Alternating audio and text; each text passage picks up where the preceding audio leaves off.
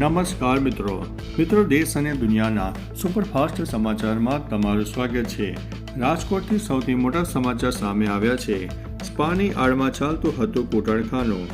રાજકોટના જીવરાજ પાર્ક વિસ્તારમાં canvas spa નામના સ્પાની આડમાં 3 મહિનાથી ધમધમતું કૂટણખાનું એન્ટી હ્યુમન ટ્રાફિકિંગની ટીમે ઝડપી પાડ્યું છે। પોલીસે 3 સંચાલકો, રિસેપ્શનિસ્ટ, હાઉસકીપર અને એક ગ્રાહક સહિત કુલ 6 શખ્સોની ધરપકડ કરી છે। તપાસમાં ખુલ્યું છે કે હરિયાણા, દિલ્હી અને પંજાબની યુવતીઓને રાખીને બોડી મસાજના નામે વ્યાપાર ચલાવવામાં આવતો હતો। પોલીસે સ્પા સીલ કરીને વધુ તપાસ હાથ ધરી છે। અન્ય મહત્વના સમાચારની વાત કરીએ તો ગાંધીનગર સેક્ટર 30માં મેગા ડિમોલિશન। ગાંધીનગરમાં પોલીસ બંદોબસ્ત વચ્ચે પાટનગર યોજના વિભાગની ટીમે સેક્ટર 30 સર્કલ પાસેથી સરકારી જમીન પર વર્ષોથી ઊભા થયેલા દબાણો દૂર કરવાની કામગીરી હાથ ધરી હતી। જેસીબી સાથે પહોંચેલી ટીમે વિસ્તારને પોલીસ કોર્ડન કર્યા બાદ 7થી વધુ પાકા મકાનો તથા 2 ધાર્મિક સ્થળોના દબાણો તોડી પાડ્યા હતા। ડીવાયએસપી ડીટી ગોહિલે જણાવ્યું છે કે દિવસ પર અન્ય સ્થળોએ પણ આ કાર્યવાહી ચાલુ રહેશે અને પોલીસ સુરક્ષા ગોઠવી દેવામાં આવી છે। અન્ય મહત્વના સમાચારની વાત કરીએ તો હાર્ટ એટેકનું 50,000નું ઇન્જેક્શન હવે ફ્રીમાં મળશે। યુપીમાં હાર્ટ એટેકના વધતા કેસોને ધ્યાનમાં રાખીને યોગી સરકારે મોટો નિર્ણય લીધો છે। હૃદયના દર્દીઓને બચાવવા માટે સરકાર તમામ મેડિકલ કોલેજો, જિલ્લા હોસ્પિટલો અને મુખ્ય સામુદાયિક આરોગ્ય કેન્દ્રમાં ટેનેક્સ્ટ પ્લસ અને સ્ટેપ્ટોકાઇનેઝ નામના ઇન્જેક્શન નિઃશુલ્ક ઉપલબ્ધ કરાવી રહી છે। બજારમાં 40થી 50,000માં મળતા આ ઇન્જેક્શન હવે દર્દીઓને વિના મૂલ્યે મળવાના છે। અન્ય મહત્વના સમાચારની વાત કરીએ તો વાવાઝોડું અને ઠંડી ફૂંકા કાઢશે। હવામાન નિષ્ણાત અંબાલાલ પટેલની આગાહી મુજબ બંગાળના ઉપસાગરમાં લો પ્રેશર હવે હલચલ વધશે, જે સુપર સાયક્લોનમાં ફેરવાઈ શકે છે। 19 નવેમ્બર પછી અરબી સમુદ્રમાં પણ લો પ્રેશરની શક્યતા રહે છે। ગુજરાતમાં વાદળો વધતા તાપમાનમાં વધારો થઈ શકે છે। નવેમ્બરના અંત તથા ડિસેમ્બરની શરૂઆતમાં ફરીથી માવઠું થવાની સંભાવના છે। ખેડૂતો અને માછીમારો સાવધાન રહે। અન્ય મહત્વના સમાચારની વાત કરીએ તો ભારતીયો માટે વિઝા મુક્ત સેવા સ્થગિત। ઈરાને ભારતીયો માટે વિઝા મુક્ત સેવા સ્થગિત કરવાની જાહેરાત કરી છે।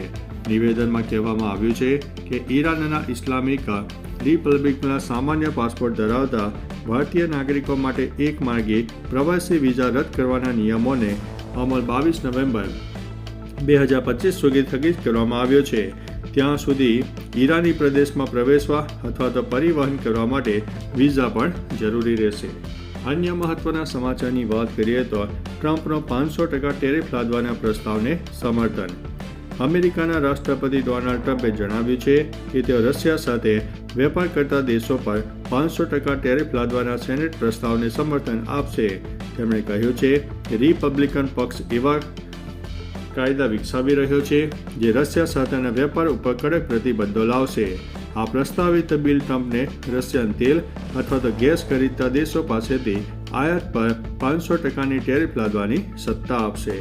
અન્ય મહત્વના સમાચારની વાત કરીએ તો હવે નકલી ધારાસભ્ય પકડાયા। આગ્રામાં નકલી ધારાસભ્ય બનીને હોટલમાં છેતરપિંડી કરનાર વિનોદ કુમાર અને મનોજ કુમાર નામના 2 યુવકોની ધરપકડ કરવામાં આવી છે। આ આરોપીઓ પોતે ધારાસભ્ય હોવાનો રોપ જમાવીને લગભગ 18 દિવસ સુધી હોટલમાં રોકાયા હતા અને રૂમનું ભાડું ન ચૂકવ્યું। તેમણે સાંસદ લખેલી એસયુવીમાં ફરતા અને દાદાગીરી કરતા હતા। હોટેલ માલિકની ફરિયાદના આધારે પોલીસે બંનેને પકડીને તેમની કાર જપ્ત કરી છે।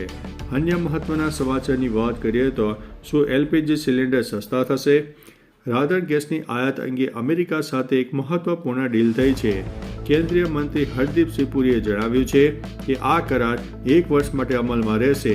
આ કરાર હેઠળ ભારતીય કંપનીઓ 2026માં અમેરિકાથી 2.2 મિલિયન ટન ગેસ આયાત કરશે। આ ભારતની કુલ વાર્ષિક આયાતના 10% જેટલો છે। આ જનતાને સસ્તું રાંધણ ગેસ પૂરો પાડવા તરફ એક પગલું છે। અમે ઉજ્જવલા યોજના હેઠળ 500થી લઈને 550 રૂપિયામાં એલપીજી સિલિન્ડર પૂરા પાડી રહ્યા છે। અન્ય મહત્વના સમાચારની વાત કરીએ તો કૃષિ સહાય માટે વેરો ફરજિયાત। કૃષિ સહાય પેકેજ મેળવવા માટે ખેડૂતોને કેટલીક મુશ્કેલીનો સામનો કરવો પડતો હોવાના કિસ્સાઓ સામે આવી રહ્યા છે। જેમાં અમરેલી જિલ્લાનો એક વિડીયો વાયરલ થયો છે. આ વિડીયોમાં સરપંચ દ્વારા ખેડૂતો પાસે વેરો વસૂલાતો હોવાનો આક્ષેપ છે, જેમાં કહેવાયું છે કે ખેડૂતોને સહાય પેકેજનો લાભ મેળવવા માટે ફરજિયાત વેરો ભરવો પડશે.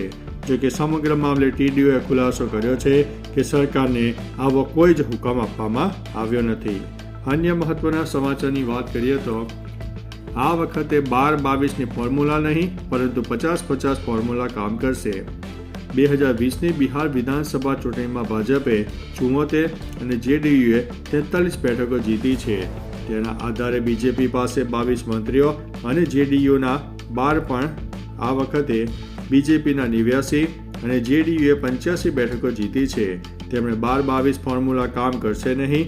જેમ એનડીએ ભાજપ અને જેડીયુને સમાન બેઠકોમાં ચૂંટણી લડાવવા માટે સંમત થયા છે, તેમ કહેવામાં આવી રહ્યું છે કે મંત્રી પદોની વહેંચણી માટે 50-50 ફોર્મ્યુલા લાગુ થઈ શકે છે. અન્ય મહત્વના સમાચારની વાત કરીએ તો કોંગ્રેસના પ્રદેશ પ્રમુખ અમિત ચાવડાના સરકાર ઉપર પ્રહારો. કોંગ્રેસના પ્રદેશ પ્રમુખ અમિત ચાવડાએ બેરોજગારીને લઈને સરકાર પર આકરા પ્રહારો વ્યક્ત કર્યા છે. અમિત ચાવડાએ લખ્યું છે કે લાખો પદો ખાલી હોવા છતાં સમયસર ભરતી કરવામાં આવતી નથી અને યુવાનોને ફિક્સ પગાર અને કોન્ટ્રાક્ટ જેવા દૂષણોનો ભોગ બનાવવામાં આવે છે. ઉલ્લેખનીય છે કે આ બધા મુદ્દાઓને લઈને કોંગ્રેસ જન આક્રોશ રેલી કાઢી રહ્યું છે. અન્ય મહત્વના સમાચારની વાત કરીએ તો અમેરિકા જવાના સપનામાં બધુંય ગયું. પંજાબના ફિરોઝપુરના વતની સંદીપ અમેરિકામાં જઈને સારું ભવિષ્ય બનાવવા માંગતો હતો.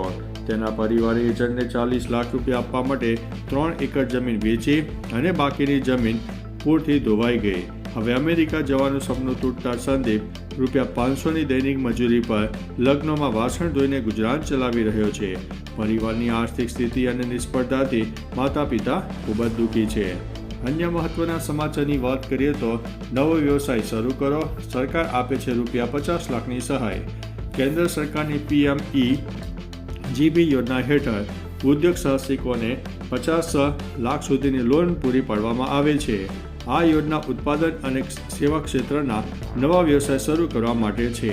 લોન પર 35% સબસિડી મળે છે અને ચૂકવણી માટે 7 વર્ષનો સમયગાળો છે. 8મું ધોરણ પાસ કરેલ અને 18 વર્ષથી વધુ ઉંમર ધરાવતા વ્યક્તિઓ www.kviconline.gov.in ઉપર ઓનલાઈન અરજી કરી શકે છે. તો ચાલો મિત્રો, ફરીથી દેશ અને દુનિયાના સુપરફાસ્ટ સમાચાર લઈને મળતા રહીશું. ત્યાં સુધી અમને રજા આપશો. નમસ્તે.